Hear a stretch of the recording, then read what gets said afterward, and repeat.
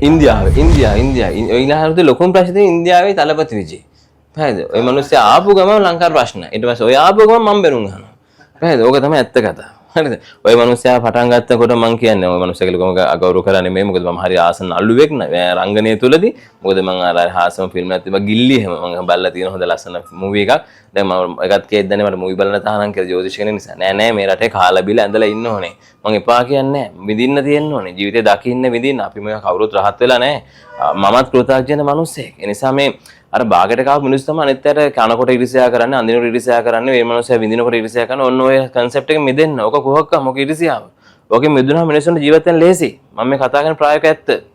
ඇත්ත අමාරු ඇති. මේක තමයි මම ගණනය කරන විදිහට ලංකාවේ 2020 වෙනකොට 22 වසරට ඇතුළත කාලේ කොවිඩ් වලින් සාමාන්‍ය ලක්ෂ 25ක් මැරෙනවානේ. ඒ කියන්නේ 2.5 මිලියන් මැරෙන්න ඕනේ ලංකාවේ ජනගහනය. හැබැයි ඒ ප්‍රමාණය මැරුන්නේ නැහැ. ඇයි ඒ පාලකයා දක්ෂයෙක් වුණා. පාලකයා ආත්මාර්ථකාමී කුහකෙක් වුණා නම් ඒ රටේ ලංකාවේ මිනිස්සු ලක්ෂ 25කට වැඩි ප්‍රමාණය 2.5 මිලියන් මැරෙනවමයි. ඒත් ලංකාවේ සෙනසුරු කුම්බේ සහ මකරය යද්දි මැරුන්නේ නැහැ. ඔන්න ඔය මතක තියාගන්න මම ඔය කතාව වරින් වර කියලා තියෙනවා. ඒ හේතුව මිනිස්සු කන්න දීපු මිනිස්සු බල්ලෙක් පූසෙට්ට කන්න දුන්න තු නැට්ටවනයි කියලා අපේ සංස්කෘතිය කියනවනේ. ලංකාවේ මිනිහා කියන තැන තියෙන මිනිස්සයා කියන තැන ඌ කන්න දීපු එකට මේ අතහපන්නේ. ඔය අනිත් පැත්තෙන් තමන්ගේ යාළුවෝ දිහා බලන්නකො රනිල් මහත්තයා. ඔයාගේ සහෝදරයෝ යාළුවෝ සමාජයව දන්න අය දිහා බලන්න. ඔයාට ගරහන්නේ ඔයාගේ ළඟමින් ඉන්න එකව ආදී වුණොත් නෙමෙයිද කියලා බලන්න. ඒක තමයි ඇත්ත කතාව. මම මේ කියන්නේ මියුරු සම්පල් ලියනගේ තමයි. මේ කතා කරන රටකට, මේ කතා කරන ජාතියකට, මේ කතා කරන රටේ සීලම සමස්ත ශ්‍රී ලාංකිකයන්ට මේ කතාව කියන්නේ ඇත්ත තේරුම් ගන්න කියලා. දරුවෙක් හදන්න මම හැමතිස්සෙම කියවනේ අවංකව. දරුවෙක් හදන්න රටේ පරාර්ථය මගේ දරුවා පාසල් ගියා මම මගේ පුතාට කියලා තියෙන්නේ අඩුපාඩු තිබ්බොත් දරුවෙක් මට ඇවිල්ලා කියන්න. ඒ දරුවට අපි කරන්න ඕන දේ තේරුම් ගන්න. මම මගේ දරුවෝ දෙන්න හදලා තියෙන ඒ විදිහට. ගෝඨාභය රාජපක්ෂ දායේ తీරෙන් නොගත්තනම් ලක්ෂ ගණන් මැරෙන්න තිබ්බා. ගෝඨාභය රාජපක්ෂ මහත්මයා බලලෝභියෙක් වුණා නම් එතුමාට මරලා දාන්න තිබ්බා රතන අරගල එනකොට. ඒක ජාත්‍යන්තර කුමන්ත්‍රණයක් කියන තැන මම 2019 මගේ Facebook ගිණුමේ එතුමා එනකොට දානවා. 80 ගානක සිංහල ඡන්ද වලින් දිනන්න කෙනෙක් මම දානවා. ඒක දාද්දි මගෙන් අහව ප්‍රශ්නයක් තිබ්බා. එතකොට ඇහුවා මේ රට මට කරන්න වෙන්නේ නැද්ද කියලා ප්‍රශ්නයක් අහනවා. මම ගෝඨාභය මහත්මයා එකපාරකදී පෞද්ගලිකව හමු වෙනවා. එතකොට කියන ඔබතුමා මගේ රටේ ජනාධිපතිවරයා වෙනවා. එතුමා අහනවා එහෙම වෙන්න විදියක් නැහැ පුතේ මට ඩුවල් සිටිසන් එකක් තියෙනවා කියලා. ඔබතුමා කිව්වට එහෙම වෙන්නේ නැහැ කියලා. නෑ මම කිව්වා මේ රටේ ජනාධිපතිවරයා. හැබැයි ඔබතුමාට ඒක කරන්න වෙන්නේ නැහැ කියලා. ඒකට ලංකාවේ මාධ්‍යශේෂය වගේම ලංකාවේ ප්‍රබල channel රාශියක් සාක්ෂි. ඊට අමතරව මතක තියාගන්න මම කියනකොට එතෙන්දී අඩිය පස්සට තිබ්බේ නැත්තම් සාමාන්‍ය මේ අහිංසක කොල්ලෝ අර නාලාගිරි යතාට රාටික පෝලාපු කොල්ලෝ ටිකක් හිටියොතන මෝඩකම් කරලා ඔලුවට දාලා මේක මෙහෙමයි වෙන්නේ කියලා දාලා බ්‍රේන් වොෂ් කරපු කොල්ලෝ ටිකක් ඒ ඇවිල්ලා ගෙවල් ගිනි තියලා බස් ටික ගිනි තියලා ආර්ථිකේ වැටුන හේතුවක් දන්නේ නැති ආර්ථික ඉකොනොමි එකක් ගැන දන්නේ නැති සමාජයක් හැදුවේ. ඒ රැල්ලට අපිට දැනුනේ මුං හොරු කියන සංකල්පය. ඇයි අපිට හිතන්නේ ඒතර ආර්ථික ප්‍රශ්න ගෙවල් ප්‍රශ්න අපි ණය හිර වෙලා කන්න නැහැ බොන නැහැ ඒ සංකල්පය. එහෙනම් මේ මොකද්ද කරේ? මේ තමයි ඇතුළත තිබ්බ ත්‍රස්තවාදය කියලා මං කිව්වා. ඒ බ්‍රේන් වොෂ් කරන ත්‍රස්තවාදය. ඒක අයින් කුන්නේ නැහැ.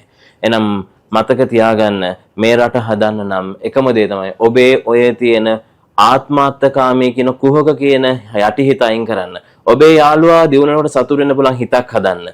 ඔබේ අසල්වාසියා තමන්ට අඩියක් කරලා යනකොට ඒකට අප්පුඩියක් ගහන්න පුළුවන් හිතක් ගේන්න. මගේ ඉන්න අපිම තව සම විෂයන් තුල අපිම ඔයගොල්ලෝ ඉන්න කලා හෝ ජනමාධ්‍ය හෝ ශේෂයන් තුල සමකාලීනයි උඩට යනකොට සතුටු වෙන්න පුළුවන් තැනක් හදන්න.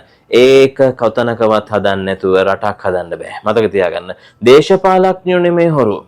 ඔබේ හිතයි හොරු. ඔබ හිතයි කුහක. ඒ කුහක හිතින් පත් කරන පාලකයෝ ඔබ කුහක පාලකයෝ පාලනය කරගන්නේ. පත් කරගන්න තේ කුහක පාලකයෝ. මොකද ඔබේ සිතුවිලි දහම යන නිර්මාණය කරගත්ත පාලකයෝ තමයි ඔබ තීරණය කරලා තියෙන්නේ. ඕක තමයි ඇත්ත කතාව. මේ නිന്ദා පහස කරන සංස්කෘතිය, ඒ මඩ ගහන සංස්කෘතිය, අම්මා තාත්තට පවා කෙලසන සංස්කෘතිය, ඒ දරුවන්ට අපකීර්තිමත් කරන සංස්කෘතිය කොහෙන්ද ආවේ කියලා ඔයගොල්ලෝ හිතලා බලන්න. මේක මුලින්ම නැති වෙන්න ඕනේ. මේ හෙට ඔයාගේ දරුවට රනිල් මහත්මයා අපහාස කරයි. හෙට ඔයාගේ දරුවට අපහාස කරයි. මගේ දරුවට අපහාස කරයි. හෙට මට අපහාස කරයි. ඕගොල්ලන්ට අපහාස කරයි. හැබැයි Tamanට එනකොටයි දැනෙන්නේ මේක අපි නිර්දෝෂී මිනිස්සු මුලින්ම කරන්නේ දැන් අපි දැන් පහුගිය කාලේ බෝඩ් ටික ගලවගෙන යනවා. ඊට පස්සේ කියන අපි නීතිය ක්‍රියාත්මක කරනවා කියලා කියයි. බෝඩ් එක ගලවලා පස්සේ ආයි නීති බෝඩ් එක ගහන්නේ නැහැ. ඒ කරන්නේ නීතිය ක්‍රියාත්මක කරලා බොරුට එයා අල්ලලා ටික දවසක් දාලා ඒකට අපතිලා නිදහස් කරයි. හැබැයි අර ගලවපු බෝඩ් ටික ආයි ගහන රටක් නෑ මේක. ඒ වගේම තමයි හදන පන්සල් ආයි හදන රටක් නෑ මේකේ. ඒ පෙන්වන බොරු නීතිය ක්‍රියාත්මක කරා කියන සංකල්පයක් විතරයි. ඕක නෙමෙයි. මේ ඕක තමයි මිනිස්සු අපහාස කරලා ලැජ්ජකට පස්සේ මනුස්සයාගේ ලැජ්ජාවෙන් ඇතිවෙච්ච කැලල මනුස්සයට ආයි කවදාකවත් හදන්න බෑ. ඒ රටේ ඒ පහත් බව හදලා තියෙන සංස්කෘතිය තුල, සමාජය තුල මේ රැල්ල අයින් වෙන්න ඕනේ. ඒක තමයි පළමු දේ. මේක විනාශකාරක රැල්ල. මේක තියෙන්නේ මේ පක්ෂග්‍රාහී කෝණයෙන් බලන්න එපා. මේක තුළ තියෙන කුහකත්වයක්. මේක තුළ තියෙන ආත්මార్థකාමී බවක්. මේක මිදිලා ඇත්ත ලෝකේ තේරුම් ගන්න. මොකද මම ආයෙ කියන්නේ භික්ෂුන් වහන්සේලාට ගරු කරන්න. මොකද මේ භික්ෂුන් වහන්සේලා කණ එක, බොන එක, අඳින එක සහ ජීවිතේ විඳින එක වරදක් නම් ඔයගලන්ට. ඒගොල්ලෝ දරන් එන චීවරය අපහසුයෙන් දරන් ඉන්නවා. මතක තියාගන්න. අදටත් ඒක රකින්න. මොකද ඒ අයත් කෘතඥ මිනිස්සෙක් ඔය සිවුරය ඇතුළේ ඉන්නේ. ඒ චීවරය ඇතුළේ ඉන්න කෘතඥ මිනිස්සෙක්. ඒ මනුස්සයට අයිතියක් නැහැ. මොකද සෝවාන් වෙලා සකුරුද්දාගම අරහත් වෙලා නැහැ. තලපති විජේ මගේ යාළුවා. යා එනවනේ අපේ ලංකාවේ මිනිස්සු එහෙමනේ කියන්නේ. ඉතින් තලපති විජේ මගේ යාළුවා, ඩොනල්ඩ් ට්‍රම්ප් මගේ යාළුවා.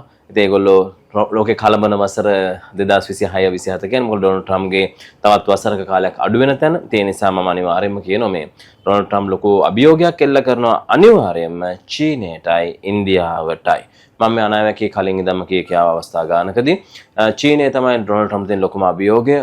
අපිට පේන්න පුළුවන් ට්‍රම්ප්ට වෙන රටවල් අනිත් අභියෝගයක් නෙමෙයි ඇත්තටම. මොකද යුරෝපා රටවල් කිසිවක් ට්‍රම්ප්ට අභියෝගයක් නෙමෙයි.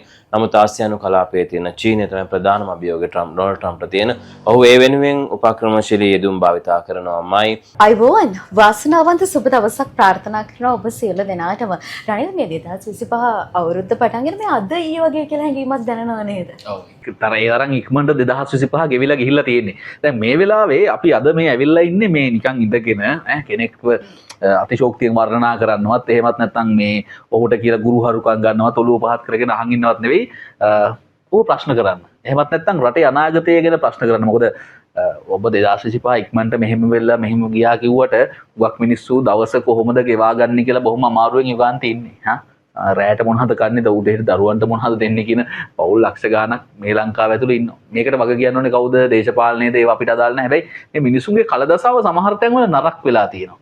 රටට මොකද අනාගතේ වෙන්නේ කියන එක ගැන තමයි අපි අද කතා කරන්න හදන්නේ. මතක තියාගන්න ඔබ දෙයක් අහනවා නම් සුදුසු කම්ලත් පුද්ගලයෙක්ගෙන් අහන්න කියන යෝජනාව මම කරන්න කැමතියි. මොකද සමහර වෙලාවට මිනිස්සු මේ කාගෙන් හරි බොරුවක් අහලා ඒ බොරුව ඔප්පුනාට පස්සේ ඌ බොරුකාරයෙක් විෂයත් බොරු කියලා කියන්න පෙළඹිලා දිනවා. එහෙම නැතුව විශ්ව ශාස්ත්‍රවේදී මියුරු සම්පත් ලියනගේ කියන්නේ ශාස්ත්‍රය හරියට හදාරමු, ශාස්ත්‍රය හරියට දන්න, ශාස්ත්‍රය වෙනුවෙන් මෙතුවක්කල් පරීක්ෂණ කරලා ජනතාවගේ ආකර්ෂණය දිනාගත්ත. ඔබට පේනවා ඇති වසකින් ලංකාවේ ඒෂියන් මිරකල් සම්මානය, ඒත් එක්ක පිනකල් සම්මානය 2023, 2024, 2025 මේ සියලුම සම්මාන දිනා ගනිමින් টොප් 100 සම්මානය, ඒත් එක්කම ඒෂියා ශපයා සම්මානය කිව්වම මේක මේ ජාත්‍යන්තර සම්මානයක්. ඒ වගේම මේ සියලු ඔබට පේන සම්මාන ඔහු හිමි කරගෙන අවසන්. එතකොට ලංකාවේ මින් ඉස්සරහටත් ඔහු වෙනුවෙන් ජ්‍යොතිෂ ශාස්ත්‍රය වෙනුවෙන් ඔහු ඉටු කරන සේවය වෙනුවෙන් දැනටත් ඔහු ඇගීමට ලක් වෙමින් තිබෙනවා. හේතුව තමයි වෙන මොකක්වත් නෙවෙයි, ඔහු කියපු අනාවැකි සත්‍ය වෙලා තියෙනවා. ඔහු පුද්ගලයන් වෙනුවෙන් ඔහුගේ ජීවිත වෙනුවෙන් කියපු දේවල් සත්‍ය වෙලා තියෙනවා. ඔහු ඒ සත්‍ය වෙච්ච දේවල් වහගෙන හංගගෙන හිටියෙත් නැහැ. අවශ්‍ය තැන්වලදී එළියට දාලා තිනවා. හේතුව තමයි සමහර අය විශ්වාස කරන්නේ නැහැ නේ උගාන්ති. එතකොට ලංකාවේ මේ මෑතක ජනප්‍රිය තරු දෙකක් විවාහ වෙනවා. එතකොට ඒ විවාහය ගැන ඔවුන්වත් හිතන්නේ නැති කාලේ ඔහු ඒ අනාවැකිය කියලා තියෙනවා. එතකොට ප්‍රශ්නයක් නැහැ ලංකාවේ සමහර විභාග වලින් දරුවෝ අංක 1 වෙනවා. ඔහු කියලා තියෙනවා. ඔවුන්ට මතක් වෙන්නේ ඊට හුඟක් කාලයකට පස්සේ. හැබැයි ඔවුන්ගේ දෙයක් තියෙනවා. ඔවුන් ළඟට ඇවිල්ලා කියනවා අනේ අක කිව්වා නේද? ඒක සත්‍ය වුණා නේද කියලා. හැබැයි හරි අපි ඒව පැත්තකින් දීමුකෝ. අපි අද ප්‍රශ්න කරමු. රටේ අනාගතයට මොකද වෙන්නේ? ලෝකේ භූදේශපාලන අර්බුද වලට මොකද වෙන්නේ? මේ සම්බන්ධයෙන් විශ්ව ශාස්ත්‍රවේදී හැදෑරීම මොකක්ද කියන කාරණය. ඒ කියන්නේ කතා කරන්න වෙනද වගේම අර ඔබ කලින්ම වර්ණනා කරලා හඳුන්වා දීලා අපි අමුතුවෙන් වර්ණනා කරන හඳුන්වා දෙන්න ඕනේ. ලෝකෙ මිනිස්සු හැමෝම දන්නවා. දැන් මියුරු සම්පත් ලියනගේ කියලා කිව්වට පස්සේ නොදන්න කෙනෙක් නෑ. ඔබතුමාව ඉතාමත් ආදරයෙන් ගෞරවයෙන් පිළිගන්නවා අයිබෝන්. ස්තුතියි අයිබෝන්. සුබ දවසක් වේවා ඔබ සියලු දෙනාටම. පළවෙනි කාරණේ කෙලින්ම අහමුකෝ 2025ට වඩා 2026 කළුද සුදුද?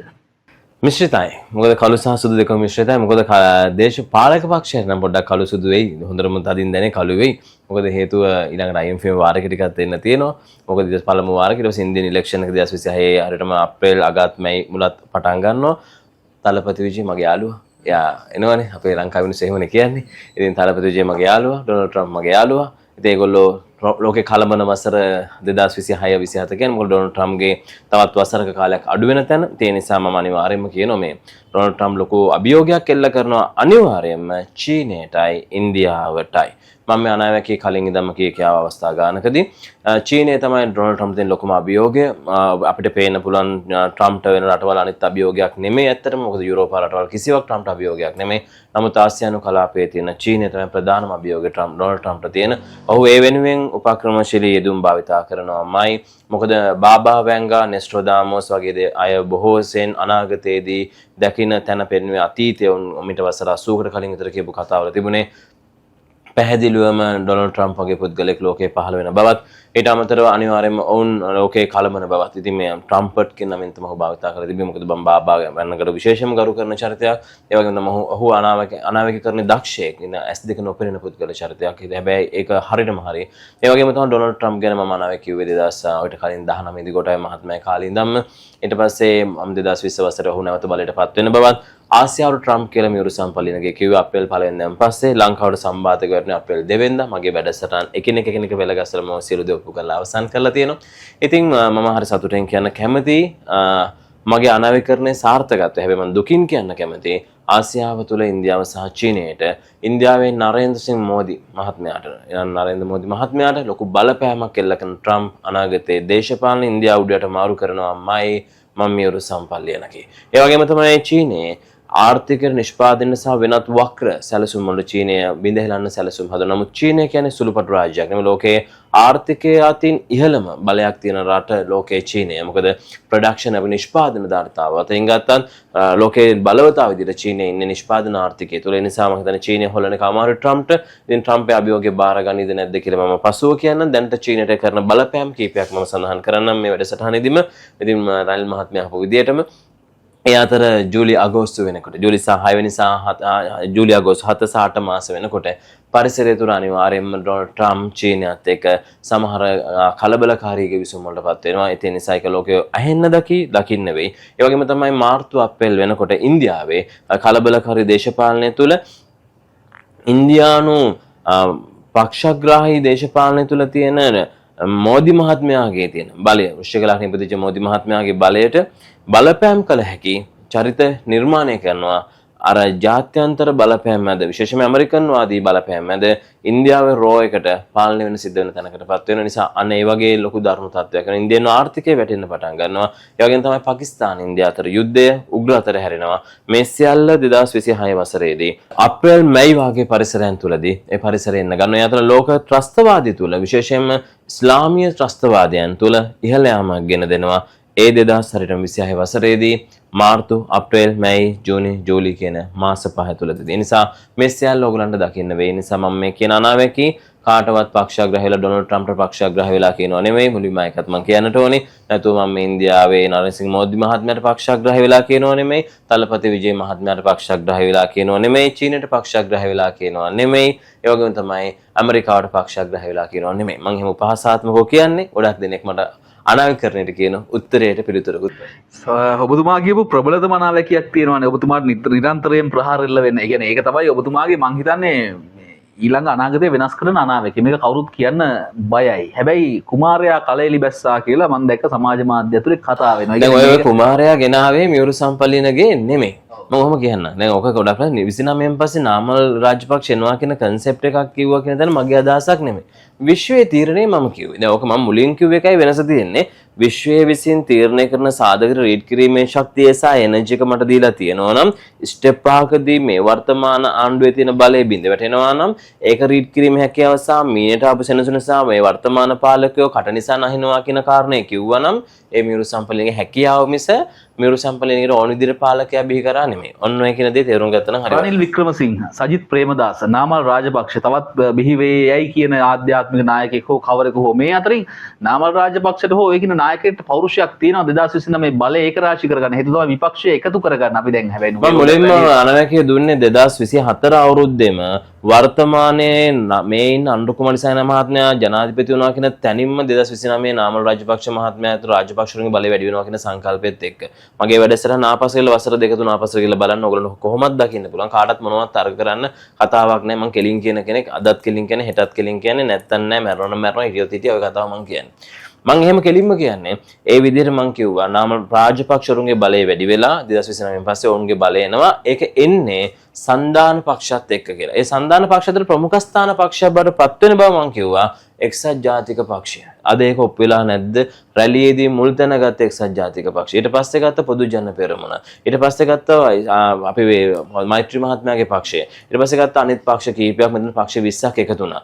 ඔය මියුරු සම්පල් ලියනගේ අනාවැකි. මම කව විශාල පක්ෂ ගණනාවක් එකතුවෙන් ඉතා තදබල දක්ෂ විපක්ෂයක් හැදෙනවා. හැබැයි ප්‍රධාන විපක්ෂයට යම් අභියෝගයක් එල්ල වෙනවා. ඒකට හේතුව තමයි ඔවුන්ගේ තියෙන පර්සනැලිටි එක පෞරුෂය මේ මොහොතේ උන්ට මුහුණ දීමේ හැකියාව සහ බලය තුළ උණු බවක් තියෙනවා. ඒ වර්තමාන ආණ්ඩුවත් එක්ක හැප්පෙන්න පුළුවන් ශක්තියක් ඔවුන්ට නැහැ.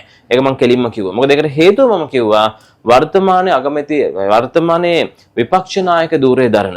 ඒ වෙන කවුරුත් නෙමෙයි රණසිංහ ප්‍රේමදාස මහත්මයාගේ පුත්‍රයා වන අපේ සජිත් ප්‍රේමදාස මහත්මයාට ඒ ශක්තියේ අවස්ථාවේ බලය ටිකක් උණ කරලා දීලා තියෙන්නේ. මොකද මේ ආණ්ඩුවේ මර්ධන වැඩසටහන එක ගමන් කරද්දී මර්ධනයට මුහුණ දීමට එතුමා ඍජුව දායක වෙන්නේ නැහැ. මොකද එතුමා සැරෙන් සැර එක් මොහොතට ඇවිල්ලා එක වචනයක් දෙකක් කියලා ගියාට ඒ සඳහා සටන්කාමී විදිහට දේශපාලන අරගලයකට එතුමා එන්නේ නැහැ. ඒකට හේතුව තමයි එතුමා හිර කරලා තියෙන්නේ මේ මොහොතේ. හැබැයි කොච්චර යදම් දාලා හිර කළත් මම හැමතිස්සෙම කියන වචනයක් නෝක යදම් දාලා හිර කළත් මේ ලෝකේ යථාර්ථයේ විශ්වයේ මේ කුම්බලක්නේ සෙනසුරු ග්‍රහය ලංකා කේන්ද්‍රය පරිපාලනය කරන පතේ තුල ඉන්න බලය අනාගතයේ එන්නේ අමුතු විදිහකට. ඒක මම නිර්මාණය කරනව නෙමෙයි මම ඒක රීඩ් කරනවා මම ඒක කියනවා. එහෙනම් ඒ පරිපාලන හැටි මම කිව්වා ඒක තමයි අර නොවැම්බර් මාසේ 21 වෙනිදා දවසේ සිද්ධ වුණේ.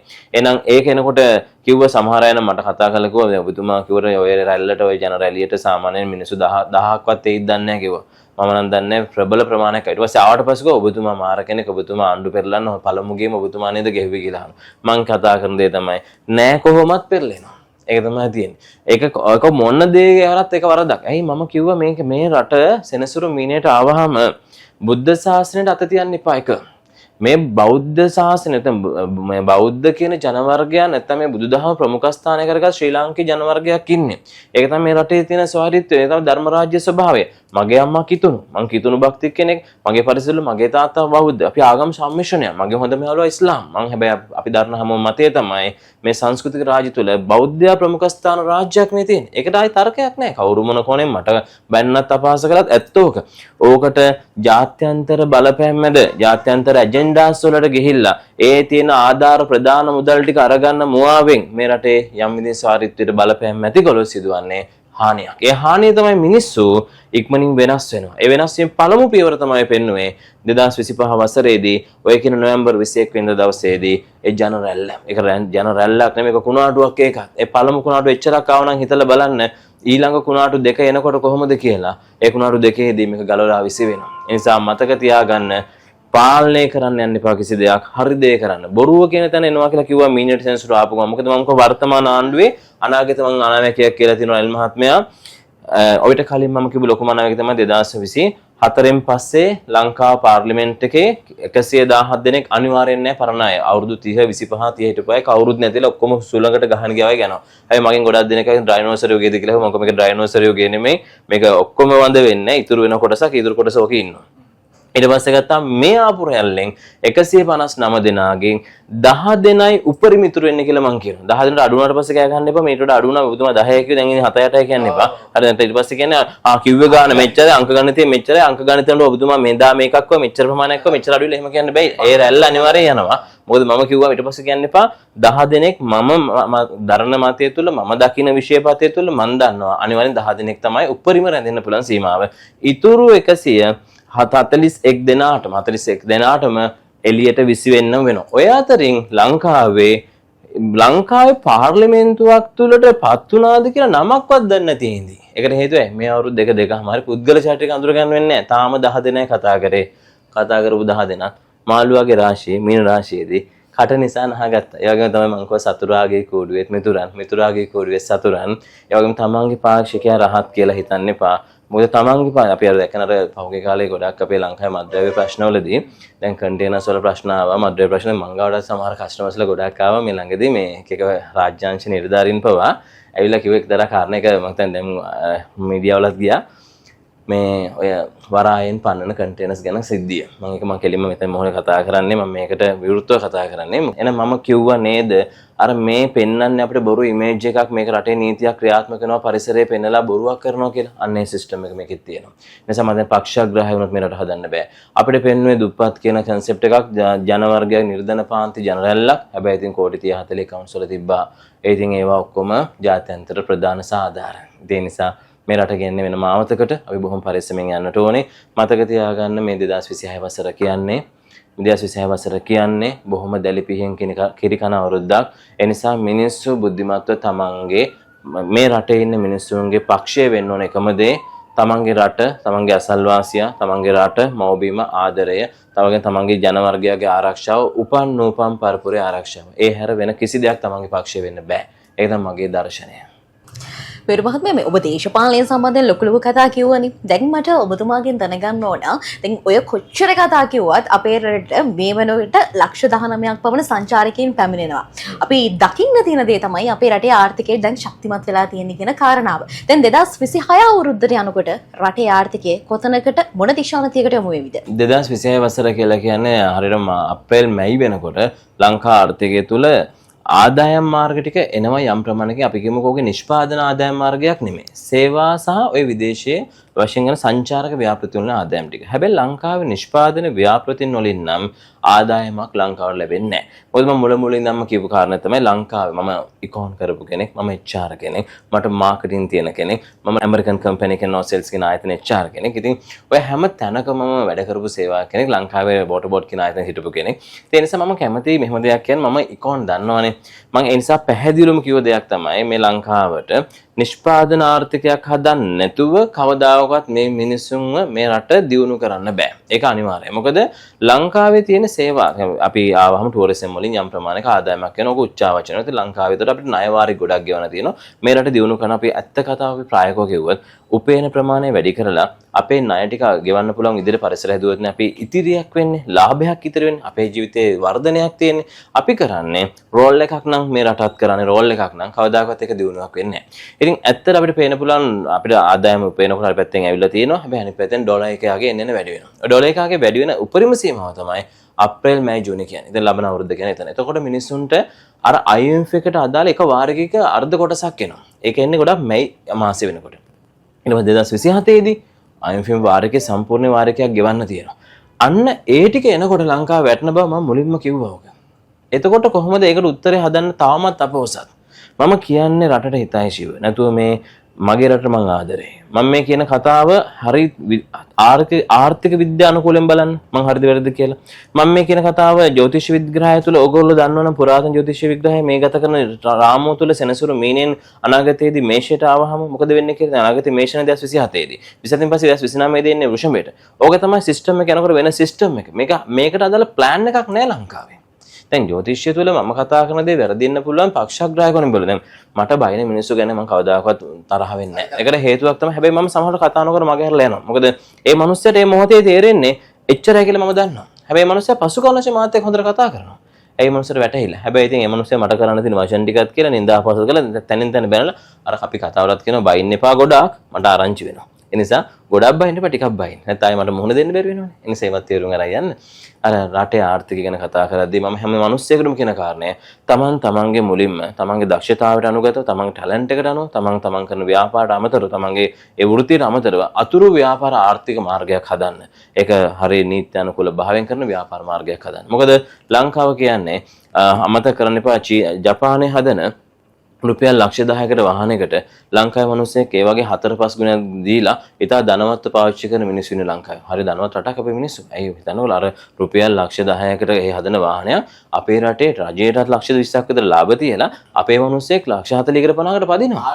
ආව හම්බ කරලා දෙන මිනිස්සු ඉන්නේ. ඉතින් එහෙම රටක හරි ධනවත් මිනිස්සු අපි. සාමාන්‍යයෙන් ජපානයේ මිනිස්සු අපි කතා කරලා කියන අපේ රටේ ඔච්චර ওই වාහන ගණන් නැහැ නේ. මම අපේ රටේ අපි රජයට ටැක්ස් එක ගෙවලා මිනිස්සුත් මේ වෙනම ෆිනෑන්ස් කම්පැනියක් දිනු කරලා ඊට අමතරව අපි ඒ මිනිස්සයා මාර ලක්ෂ ලයිෆ් එකක් ගෙවන්නේ.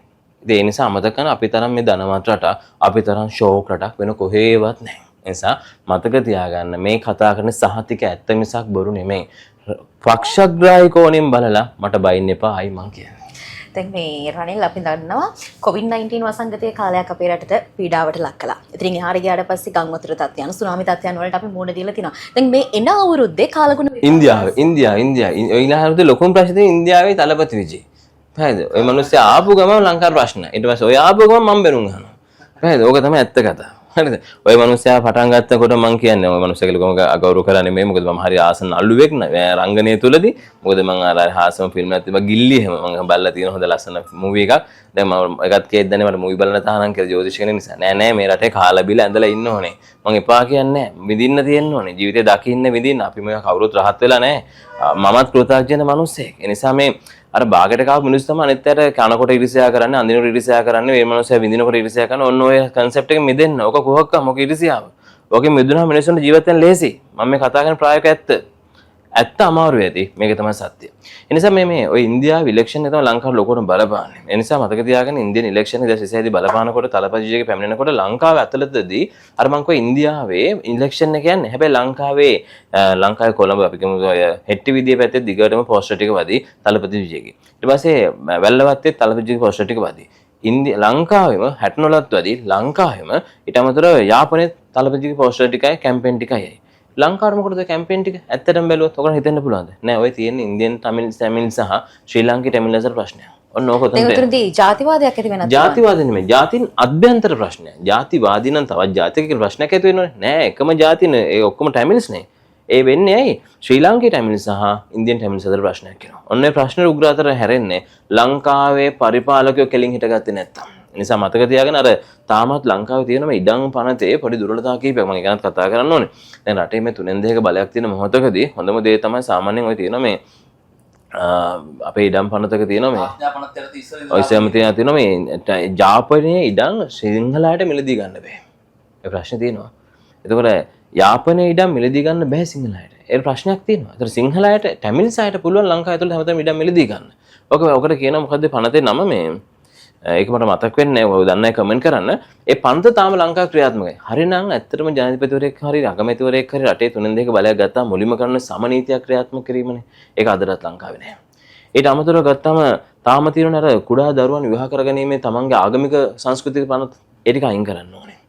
ලංකාවේ සීමාවක හොඳ වෙලාවට අර අවුරුදු 16 15 ගෙනාවේ නැති ළමයි ටික 16 15 ගෙනාවනම් ලොකු ප්‍රශ්නයක් ලංකාවේ.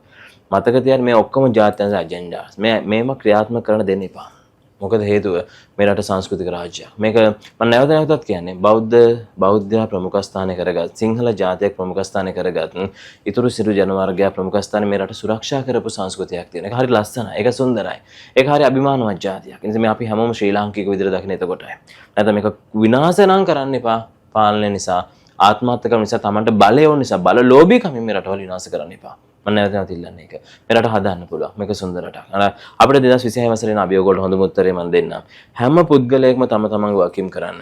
ඒ වගේම තමයි මතක තියාගන්න ඔබ මේ රටේ මිනිස්සු ඇත්තටම කම්මැලි නෑ රනිල් මහත්මයා. මේ රටේ මිනිස්සු කම්මැලි නෑ. නැත්තම් කම්මැලි නම් කොහොමද අච්චර මුදලක් මං කියන්නේ උපයන්නේ? ඔබ හිතන්නකෝ ලෝන් එකක් දාලා ගෙයක් හදනවා. ලෝන් එකක් දාලා ෆිනෑන්ස් එකක් දාලා ගෙයක් ගන්නවා. ඉතින් මේ වාහන ගන්නවා. ඉතින් මේ වගේ මට්ටම ලොකු ප්‍රමාණයක් ගෙවනවා. ඒ මිනිස්සු ඇත්තටම උපයලා තියෙනවා. ප්‍රශ්නේ තියෙන්නේ මේකේ මූල්‍ය කළමනාකරණයක් නැති රටක්. අන්න ඒ වචනේ තේරුම් ගන්න පුළුවන් රටේ පාලකයෙක්ට මේ රට හදන්න පුළුවන්. මේ කිව්ව කතාත් එක්ක අපි ඉස්සරහට කතා කරන සමහර තැන්වලදී මේ රටට වැරදිච්ච තැන් මෙතුමා මේ කියන්නේ මේ රට හදා ගන්න ඕන තැන් මෙතුමා මේ කියන්නේ ඉස්සරහට ග්‍රහචාරයන්ව රටේ ආර්ථිකයට සෞඛ්‍යයට දේශපාලනයට බලපාන දේවල් මෙතුමා මේ කියන්නේ. එතකොට මේක අර එක එක පාට කන්නාඩි දාලා අර රිලවුඩ පයින් වගේ හැමතැනම කමෙන්ට් තීරුවේ නටන්න නැතුව මේක පොඩ්ඩක් බුද්ධියෙන් තේරුම් අරගෙන තර්ක කරන්න උත්සාහ කරනවා. මගේ මේවා තර්ක නෙවෙයි මේවා වෙලා තියෙනවා වෙන්න තියෙනවා. සමහර අය කියනවා ඕක අපිත් දන්නවනේ අපි වෙනකන් තමයි හිටියේ ඕක අපිත් කිව්වනේ කියලා. ඒක නෙවෙයි මේ කියන්නේ මේ වෙන්න අවුරුදු මට සාමාන්‍ය ජ්‍යොතිෂවරයෙක් උදේවස කරන අර ටික කරලා මේ මටත් මේ ධනය වගේ මම මේ මතක තියාගෙන කවුරු හරි හිතනවා නම් මම මේ ප්‍රෝග්‍රෑම් එකක් කරන්නේ මම මේ වැඩසටහනකින් ඔයගොල්ලෝගේ ආමන්ත්‍රණය කරන ඔයගොල්ලන්ගේ ආලින්දියට ඔයගොල්ලන්ගේ ගෙදරට ඔයගොල්ලන්ගේ ජීවිත කතාව වලට එන්නේ මට මේ මට කස්ටම් බේස් එකක් හදාගන්න කියන කෝණයෙන් බලන්නම් එපා. මොකද මට එච්චර එහෙම අවශ්‍ය නැහැ. මං ගෙදර මං පොඩි කාලේ බලන කාලෙත් මගේ පේලියට මට නම්බර්ස් නැති වෙන දෙන්න පුළුවන් තරමට සෙනග හිටියා. අදටත් ඉන්නවා. මට ඕනේ එකම දේ තමයි මගෙන් මේ රටට වීතු යහපතක් තියෙනවා. ඒ යහපත කළ යුතුයි කියලා මම නිරන්තරයෙන් හිතනවා. ඒක තමයි මගේ පළමු ඒකායන අරමුණ. මොකද මං ඉපදුණු රටට මං පොඩි කාලේ මගේ අම්මගෙන් ඇහුවේ මං හැමතිස්සෙම මගේ අම්මා කිතුණු කෙනෙක් වෙලත් මං අම්මගෙන් හැමතිස්සෙම අහපු දේ තමයි ජාතික අභිමානී ගීත මොනවද? මම පොඩි කාලේ මගේ පුතාගේ වයස මම අවුරුදු 6 7 ඉඳන් අම්මෙන් අහලා තියෙනවා. මට වචන ටික තේරෙන්නේ නැත්නම් අම්මට කියන මට ඒක ලියලා මට කියන්න ඇහෙන්න මට වාඩිලා මට කියන්න මට ඒක අහන්න අවශ්‍යයි කියලා. මම අහලා තියෙනවා. ජාතික වීරයෝ ගැන. මේ රටේ යහපතක් කර මිනිස්සු කවුද? භික්ෂුන් වහන්සේලා කවුද? පූජකවරු කවුද කියලා. තව රනිල් මහත්තයා කතාවක් කියන්න ඕනේ මේ රටේ පාලනය සම්මේලනයෙන් ගත්තාම මේ භික්ෂුන් වහන්සේලාට ගොඩක් නින්දාපාස කරනවානේ. මතක තියාගන්න මේ ධර්ම රාජ්‍යයේ එදත් මාතලේ අලුවිහාරකාරයේදීත් ඊට එහා ගිහලා අපි චෝල ආක්‍රමණය, කාලිංග මාග ආක්‍රමණය, ඊට පස්සේ ගත්තාම අපි ඔයිට කලින් වෙනත් අපි ආක්‍රමණ ගොඩකට මුහුණ දුන්නා මේ රට. ඒ හැම තැනකදීම ලංකාව ආරක්ෂා කරේ එකම අය තමයි භික්ෂුන් වහන්සේලා. රජතුමා ප්‍රමුඛ ස්ථානයේ හිටියට ඒ යටින් තිබ්බ ලොකුම හයිය දුන්නේ හැමදාම භික්ෂුන් වහන්සේලා. නැත්තම් ඇත්තරම මේ පූසාර වෙලා මවුලවිලා ඒ කණ්ඩායම නෙමෙයි. මම කතාව කෙලින්ම කියන්නේ මොකද අපි ෆාස්ටර්ස්ලා නෙමෙයි. හැබැයි වර්තමානයේදී අර පාස්කු පහරේදී අපිට පැහැදිලිවම අපිට අපේ පියතුමාණන් වහන්සේ ලොකු උදව්වක් කරා. මොකද රට කැළඹෙන ගිය අවස්ථාවක බේරගත්තා. මම ඒවට හරි ගරු කරනවා. මොකද දැන් මේවා ඔයගොල්ලෝ සමාජයේ ඇහුණට ඒ අගය කරන්නේ ඒ අයටත් නින්දා පාස කරනවා. මේ නින්දා පාස කරන සංස්කෘතිය, ඒ මඩ ගහන සංස්කෘතිය, අම්මා තාත්තට පවා කෙලසන සංස්කෘතිය, ඒ දරුවන්ට අපකීර්තිමත් කරන සංස්කෘතිය කොහෙන්ද ආවේ කියලා ඔයගොල්ලෝ හිතලා බලන්න. මේක මුලින්ම නැති වෙන්න ඕනේ. මේ හෙට ඔයාගේ දරුවට රනිල් මහත්මයා අපහාස කරයි. හෙට ඔයාගේ දරුවට අපහාස කරයි. මගේ දරුවට අපහාස කරයි. හෙට මට අපහාස කරයි. ඔයගොල්ලන්ට අපහාස කරයි. හැබැයි Tamanට වෙනකොටයි දැනෙන්නේ මේක අපි නිර්දෝෂී මිනිස්සු මුලින්ම කරන්නේ. දැන් අපි දැන් පහුගිය කාලේ බෝඩ් ටික ගලවගෙන යනවා. ඊට පස්සේ කියන අපි නීතිය ක්‍රියාත්මක කරනවා කියලා කියයි. බෝඩ් එක ගලවලා පස්සේ ආයි නීති බෝඩ් එක ගහන්නේ නැහැ. ඒ කරන්නේ නීතිය ක්‍රියාත්මක කරලා බොරුට එයා අල්ලලා ටික දවසක් දාලා ඒගොල්ලන්ට අපතිලා නිදහස් කරයි. හැබැයි අර ගලවපු බෝඩ් ටික ආයි ගහන රටක් නෑ මේක. ඒ වගේම තමයි හදන පන්සල් ආයි හදන රටක් නෑ මේකේ. ඒ පෙන්නන බොරුට නීතිය ක්‍රියාත්මක කරා කියන සංකල්පයක් විතරයි. ඕක නෙමෙයි. මේ ඕක තමයි මිනිස්සු අපහාස කරලා ලැජ්ජකට පස්සේ මිනිස්සයාගේ ලැජ්ජාවෙන් ඇතිවෙච්ච කැලල මිනිස්සට ආයි කවදාකවත් හදන්න බෑ. ඒ රටේ ඒ පහත් බව හදලා තියෙන සංස්කෘතිය තුල, සමාජය තුල මේ රැල්ල අයින් වෙන්න ඕනේ. ඒක තමයි පළමු දේ. මේක විනාශකාරක රැල්ල. මේක තියෙන්නේ මේ පක්ෂග්‍රාහී කෝණයෙන් බලන්න එපා. මේක තුළ තියෙන කුහකත්වයක්. මේක තුළ තියෙන ආත්මార్థකාමී බවක්. මේක මිදිලා ඇත්ත ලෝකේ තේරුම් ගන්න. මොකද මම ආයි කියන්නේ භික්ෂුන් වහන්සේලාට ගරු කරන්න. මොකද මේ භික්ෂුන් වහන්සේලා කණ එක, බොන එක, අඳින එක සහ ජීවිතේ විඳින එක වරදක් නම් ඔයගලන්ට ඒගොල්ලෝ දරන් එන චීවරේ අපහසුයෙන් දරන් ඉන්නවා. මතක තියාගන්න. අදටත් ඒක රකින්න. මොකද ඒ අයත් කෘතඥ මිනිස්සෙක් ඔය සිවුරය ඇතුලේ ඉන්නේ. චීවරය ඇතුලේ ඉන්න කෘතඥ මිනිස්සෙක්. ඒ මනුස්සයට අයිතියක් නැහැ. මොකද සෝවාන් වෙලා සකුරුද්දාගම අරහත් වෙලා නැහැ. එනම් ෆාස්ටර්ගෙන් මගේ අම්මගේ ආගෙන් ෆාස්ටර්ස්ලාට ජීවිතේ විඳින්න වයින් ටිකක් බොන්න කන්න බොන්න එයා නිදහස තියෙනවා. ඒත් භික්ෂුන් වහන්සේ කෙනෙක් කෑබියෝ ගම අපේ රටේ සංස්කෘතිය මොකද කියන්නේ? ඒ භික්ෂුන් වහන්සේට ගරහනවා අපහාස කරනවා. ඒ මිනිස්සෙක් ඇතුළේ ජීවත් වෙන්නේ. ඒ මිනිස්සයා කමටහන් ටිකක් තියෙනවා. ශීලයක් තියෙනවා. යම් සීමාන්තිකයක් තියෙනවා. සමහරට නරක කාලා තියෙනවා, හොඳ කාලා තියෙනවා. අපි ඕනම කෙනෙකුට ජීවිතේ ඒ වගේ අවස්ථා එන්න පුළුවන්. මේක තේරුම් ගන්න බැරි සමාජයක් හදන්න එපා. හැමදෙස්සෙම මිනිස්සෙකුට ගරු කරන්න පුළුවන් සමාජයක් හදන්න. ඒක ඔබේ දරුවාගේ හෙට දවස ආගම දහම රැකේ. නිවන් දකින්න මේ ධර්ම රාජ්‍යය තියන හැම රජ කෙනෙක්ම මේ යන මොහොතේ එකම ඉල්ලීමක් කරන මේ පෘථිවියේ මේ ලංකා කේන්ද්‍රය ලංකාවේ පිහිටීමේදී ඉල්ලුව එකම දේ තමයි නිවන් දකින්න රාජ්‍යයක් තියන්න කියන එක. ඒ නිවන් දකින්න ධර්මදීපේ නම් ලංකාවම තමයි. විර මහත්මයා දැන් දේශපාලනික වශයෙන් ආර්ථිකමය වශයෙන් අපි යම් කිසි පසුබෑමකට ලක් කරනවා නම් 2026 අවුරුද්දේ මේක වළක්වා ගන්න යම් කිසි කාරණාවක් නැද්ද? මොකක් හරි කළ මේක වළක්වා ගන්න පුළුවන්ද? ලංකාවේ හිස්සිඩම් ප්‍රමාණය බොහොමයක් තියෙනවා. මේක වගා සංග්‍රාමයේ වගා කටයුතු කරන්න කියන එක මම අද නෙමෙයි කියන්නේ. ඕක මම කියන්නේ මෛත්‍රී මහත්මයාගේ ආණ්ඩුව කාලෙන් තමයි. ඊට පස්සේ ගෝඨාභය මහත්මයාගේ ආණ්ඩුව වෙනකොට කියනවා අනාගතයේදී ලොකු වෛරස් එකක් ලංකාවේ මිනිස්සුන්ට වගා කරන්න පටන් ගන්න කියලා ITN තීරණයේ ප්‍රෝග්‍රෑම් එකේ කියනවා. මම වරින් වර කියනවා මේ රටේ නිෂ්පාදනය. ඒතකොට කන්න නැතුව මිනිස්සු ගෙවල් ඇතුලේ ඉන්නවා. ඒතකොට ලංකාවේ රුපියල් 5000 දෙන්න උනා. ලංකාවේ මිනිස්සුන්ට ආපහු තව 5000 දෙන්න උනා. හැබැයි ගෝඨාභය මහත්මයා මිනිස්සුන්ගේ ජීවිත බේරගත්තා. අර වගා කටයුතු වල පොහොර ටිකේ බ්ලොක් එක ආපු නිසා මොකද උනේ? එතුමාට බලෙන් පහ වෙන සිද්ධ වුණා. හැබැයි ඒ මිනිස්සු ලංකාවේ මිනිස්සු තමන්ගේ ජීවිතේ මම ගණනය කරන විදිහට ලංකාවේ 2020 21 වෙනකොට 22 වසරට ඇතුළත කාලේ කොවිඩ් වලින් සාමාන්‍ය ලක්ෂ 25කට මැරෙනවානේ. ඒ කියන්නේ 2.5 මිලියන් මැරෙන්න ඕනේ ලංකාවේ ජනගහනයෙන්. හැබැයි ඒ ප්‍රමාණය මැරුන්නේ නැහැ. ඇයි ඒ පාලකයා දක්ෂයෙක් වුණා. පාලකයා ආත්මార్థකාමී කුහකෙක් වුණා නම් ඒ රටේ ලංකාවේ මිනිස්සු ලක්ෂ 25කට වැඩි ප්‍රමාණය 2.5 මිලියන් මැරෙනවමයි. ඒත් ලංකාවේ සෙනසුරු කුම්බේ සහ මකර යද්දි මැරුන්නේ නැහැ. ඔන්න ඔය මතක තියාගන්න මම ඔය කතාව වරින් වර කියලා තියෙනවා. ඒ හේතුව මිනිස්සු කන්න දීපු මිනිස්සු බල්ලෙක් පූසෙට්ට කන්න දුන්න තු නැට්ටවනයි කියලා අපේ සංස්කෘතිය කියනවනේ. ලංකාවේ මිනිහා කියන තැන තියෙන මිනිස්සයා කියන තැන ඌ කන්න දීපු එකාට මේ අතහපන්නේ. ඔය අනිත් පැත්තෙන් තමන්ගේ යාළුවෝ දිහා බලන්නකො රනිල් මහත්තයා. ඔයාගේ සහෝදරයෝ යාළුවෝ සමාජයව දන්න අය දිහා බලන්න. ඔයාට ගරහන්නේ ඔයාගේ ළඟමින් එක ආදී වුණොත් නෙමෙයිද කියලා බලන්න. ඒක තමයි ඇත්ත කතාව.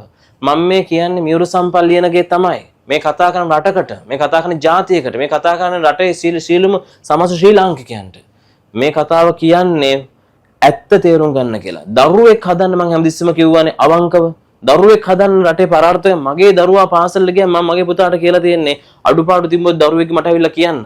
ඒ දරුවට අපි කරන්න ඕන දේ තේරුම් ගන්න. මම මගේ දරුවෝ දෙන්න හදලා තියෙන මේ විදිහට. ගෝඨාභය රාජපක්ෂ දායේ දිරෙන් නොගත්තනම් ලක්ෂ ගාණක් මැරෙන්න තිබ්බා. ගෝඨාභය රාජපක්ෂ මහත්මයා බලලෝභියෙක් වුණා නම් එතුමාට මරලා දාන්න තිබ්බා රතන අරගල එනකොට. ඒක ජාත්‍යන්තර කුමන්ත්‍රණයක් කියන තැන මම 2019 මගේ Facebook ගිණුමේ එතුමා එනකොට දානවා. 80 ගානක සිංහල ඡන්ද වලින් දිනන්න කෙනෙක් මම දානවා. ඒක දාද්දි මගෙන් අහව ප්‍රශ්නයක් තිබ්බා. එතකොට ඇහුවා මේ රට මට කරන්න වෙන්නේ නැද්ද කියලා ප්‍රශ්නයක් අහනවා. මම ගෝඨාභය මහත්මයා එකපාරකදී පෞද්ගලිකව හමු වෙනවා. එතකොට කියන ඔබතුමා මගේ රටේ ජනාධිපතිවරයා වෙනවා. එතුමා අහනවා එහෙම වෙන්න විදියක් නැහැ පුතේ මට ඩුවල් සිටිසන් එකක් තියෙනවා කියලා. ඔබතුමා කිව්වට එහෙම වෙන්නේ නැහැ කියලා. නෑ මම කිව්වා මේ රටේ ජනාධිපතිවරයා. හැබැයි ඔබතුමාට ඒක කරන්න වෙන්නේ නැහැ කියලා. ඒකට ලංකාවේ මාධ්‍යශේෂය වගේම ලංකාවේ ප්‍රබල channel රාශියක් සාක්ෂි. ඊට අමතරව මතක තියාගන්න මම කියනකොට එතෙන්දී අඩිය පස්සට තිබ්බේ නැත්තම් සාමාන්‍ය මේ අහිංසක කොල්ලෝ අර නාලාගිරි යතාට රාටික පෝලාපු කොල්ලෝ ටිකක් හිටියොතන මෝඩකම් කරලා ඔළුවට දාලා මේක මෙහෙමයි වෙන්නේ කියලා දාලා බ්‍රේන් වොෂ් කරපු කොල්ලෝ ටිකක් ඒ ඇවිල්ලා ගෙවල් ගිනි තියලා බස් ටික ගිනි තියලා ආර්ථිකේ වැටුණ හේතුවක් දන්නේ නැති ආර්ථික ඉකොනොමි එකක් ගැන දන්නේ නැති සමාජයක් හැදුවේ. ඒ රැල්ලට අපිට දැනුනේ මුං හොරු කියන සංකල්පය. ඇයි අපිට හිතුනේ ඒතර ආර්ථික ප්‍රශ්න ගෙවල් ප්‍රශ්න අපි ණය හිර වෙලා කන්න නැහැ බොන නැහැ ඒ සංකල්පය. එහෙනම් මේ මොකද්ද කරේ? මේ තමයි ඇතුළත තිබ්බ ත්‍රස්තවාදය කියලා මං කිව්වා. ඒ බ්‍රේන් වොෂ් කරන ත්‍රස්තවාදය. ඒක අයින් කුන්නේ නැහැ. එහෙනම් මතක තියාගන්න මේ රට හදන්න නම් එකම දේ තමයි ඔබේ ඔය තියෙන ආත්මාර්ථකාමී කියන කුහක කියන යටිහිත අයින් කරන්න. ඔබේ යාළුවා දිනුනනකොට සතුටු වෙන්න පුළුවන් හිතක් හදන්න. ඔබේ අසල්වාසියා තමන්ට අඩියක් කරලා යනකොට ඒකට අප්පුඩියක් ගහන්න පුළුවන් හිතක් ගේන්න. මගේ ඉන්න අපි කියමු තව සම විෂයන් තුල අපි කියමු ඔයගොල්ලෝ ඉන්න කලා හෝ ජනමාධ්‍ය හෝ ශේෂයන් තුල සමකාලීනයි උඩට යනකොට සතුටු වෙන්න පුළුවන් තැනක් හදන්න. ඒක කතනකවත් හදන්න නැතුව රටක් හදන්න බෑ. මතක තියාගන්න. දේශපාලඥයෝ නෙමෙයි හොරු. ඔබේ හිතයි හොරු. ඔබ හිතයි කුහක. ඒ කුහක හිතින් පත් කරන පාලකයෝ ඔබ කුහක පාලකයෝ පාලනය කරගන්නේ. පත් කරගන්න තේ කුහක පාලකයෝ. මොකද ඔබේ සිතුවිලි දහම යන නිර්මාණය කරගත්ත පාලකයෝ තමයි ඔබ තීරණය කරලා තියෙන්නේ. ඕක තමයි ඇත්ත කතාව. ඔබට තේරෙන්නේ නැති රටේ අනාගතේ සාර්ථක කරගන්න නම් මොන වගේ තැනකද අපි ඉන්න ඕනේ මොන වගේ තැනකද පොසිෂන් වෙන්න ඕනේ කියලා ලංකාවේ අභියෝගයක් නොමැති අනාවැකිකරු ඒක දැන් එන්න ස්ථීර වෙනවා ජනතාව වෙනදාට වඩා එන්න ඔහුට ඒක රාශී වෙනවා ඔහුගේ මතයට ගරු කරනවා සහ ඒ මතයත් එක්ක ඇත්ත නේද කිව්වේ කියන තැනට මිනිස්සුන්ටම කියන්න වෙලා බැනව මිනිස්සුන්ටම කියන්න වෙච්ච තත්ත්වයක් ඇති වෙලා තියෙනවා අපි ඉස්සරහටත් රටේ අනාගතය ගැන මේ වගේ තාර්කිකව ඒ වගේම සාක්ෂි සහිතව මොකද වෙන්නේ කියන කාරණා පිළිබඳව ඔහුත් එක්ක සොයා බලමු විශ්ව ශාස්ත්‍රවේදී මියුරු සම්පත් ලියනගේ මහත්මයා අතින් ලංකාවේ ජනප්‍රියම එහෙමත් නැත්නම් ඉෂ්ට වුණ මහා අනාවැකි ඔහු කියලා අවසන් ඒවා තවදුරටත් සත්‍ය වෙන දවස වැඩි ඈතක නෙවෙයි ඒ ගැනත් කතා කරන ගමන් අද දවසේ මේ කතා බහට එක් වුණාට ඔබතුමාට ස්තුතිවන්ත වෙමින් ස්තුතියි සියලු දෙනාටම නැවත ස්තුතියි හරි තීරණ ගන්න ජීවිතේ හැමෝටම යහපතක් කරන්න. අපි මේ වගේ තවත් තාර්කික අනාවැකි සහිත වැඩසටහනකින් මෙතුමන්ගෙන් ප්‍රශ්න කරන්න තව දවසක හම්බෙමු හැමෝටම අයබෝවන්.